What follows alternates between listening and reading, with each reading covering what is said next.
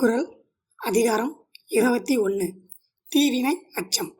இந்த அதிகாரத்தில் தப்பு செய்யறதுனாலையும் அதனால் ஏற்படும் பழிபாவங்களை பற்றின விளக்கங்கள் இந்த அதிகாரத்தில் இருக்கக்கூடிய 10 குறள்களில் அடங்கி இருக்கிறது.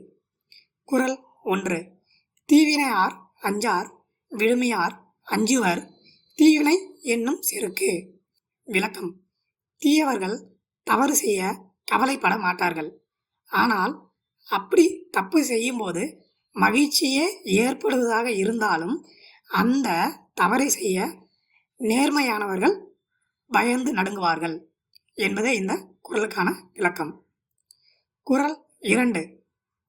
தீயவை தீய பயத்தலான் தீயவை தீயினும் அஞ்சப்படும்.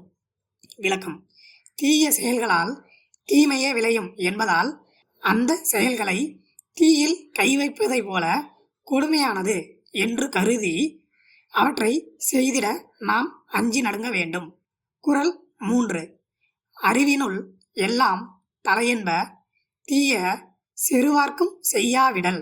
அதாவது நமக்கு ஒருத்தங்க கெடுதல் செஞ்சிட்டாங்க அப்படிங்கிறதுக்காக நாமும் அவங்களுக்கு திருப்பி கெடுதல் செய்யாமல் இருப்பது எல்லா அறிவிலும் முதன்மையான அறிவு என்று போற்றுவார்கள் என்பதே இந்த குறளுக்கான விளக்கம். குறள் 4.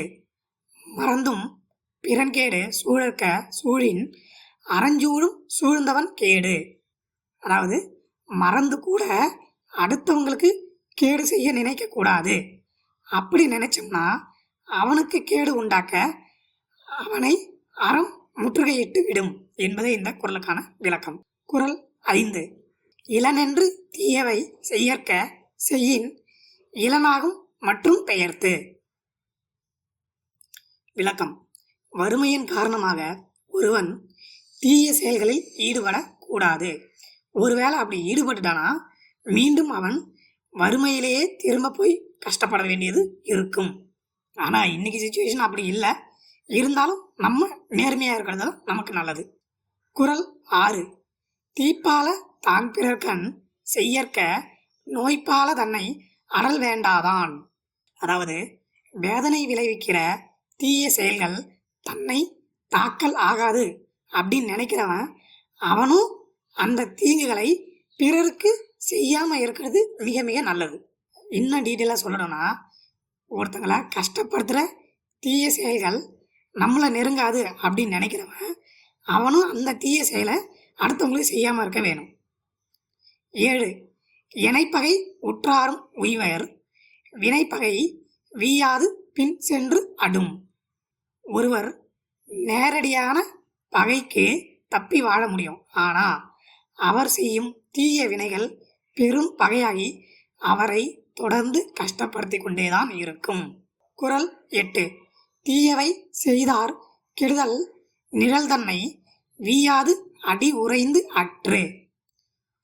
அதாவது எப்படி ஒரு ஆளோட நிழல் அவர் கூடயே இருக்குதோ அதே மாதிரி தீய செயல்களில் நாம் ஈடுபட்டோம்னா நம்மை விட்டு தீமையும் விலகாமல் தொடர்ந்து நம்ம கூடயே தான் நிழல் மாதிரி நம்ம கூடவே தான் இருக்கும் அப்படிங்கிறது தான் இந்த குறளுக்கான விளக்கம். குறள் 9. தன்னைத்தான் காதலன் ஆயின் எனை கொன்றும் துன்னற்க தீவினை பால். ஒருவன் தன்னைத்தானே விரும்பி வாழ்வானே என்றால் தீய செயல்கள் ஆகிய பகுதியை எவ்வளவு சின்னதாக இருந்தாலும் பொருந்தாமல் அதுங்கிட்ட இருந்து இடைய ஓடி போய் விட வேண்டும் அப்படிங்கிறதான் இந்த குறளுக்கான விளக்கம். அதாவது இன்னும் டீட்டெயிலாக சொல்லப்போனால் நம்மளுடைய நலன் எப்படி நமக்கு முக்கியம் அப்படின்னு நினைக்கிறானோ அவன் தப்பான செயல்களை ஒருபோதும் செய்ய மாட்டான் அப்படிங்கிறதான் இந்த குறளுக்கான விளக்கம். குறள் 10. அருங்கேடன் என்பது அறிக மருங்கோடி தீவினை செய்யான் எனின். அதாவது ஒருவன் தப்பான வழியில் சென்று தீய செயல்களை செய்யாமல் இருப்பானே என்றால் அவன் கேடு இல்லாதவன் என்று நாம் எளிதாக அறிந்து கொள்ள முடியும் என்பதே இந்த குறளுக்கான விளக்கம். திருக்குறள் அதிகாரம் 21 இருக்கிற எல்லா குறளையும் நாம் இன்னைக்கு இந்த வீடியோவில் பார்த்தோம். தொடர்ந்து அனைத்து அதிகாரங்களும் ஒன்றன் பின் ஒன்றாக பதிவிடப்படும். இந்த சேனல் உங்களுக்கு பிடிச்சிருந்தா லைக் பண்ணுங்கள், ஆக்சுவலாக இது என்னோட ஒரிஜினல் வாய்ஸ் கிடையாது, நான் கொஞ்சம் மாடரேட் பண்ணி தான் போடுறேன். என்னுடைய ஒரிஜினல் வாய்ஸ் ரொம்ப கொடூரமாக இருக்கும். இருந்தாலும் நான் முடிஞ்ச அளவு என்னுடைய வாய்ஸ்லேயும் வீடியோ போட பார்க்குறேன். நன்றி, வணக்கம்.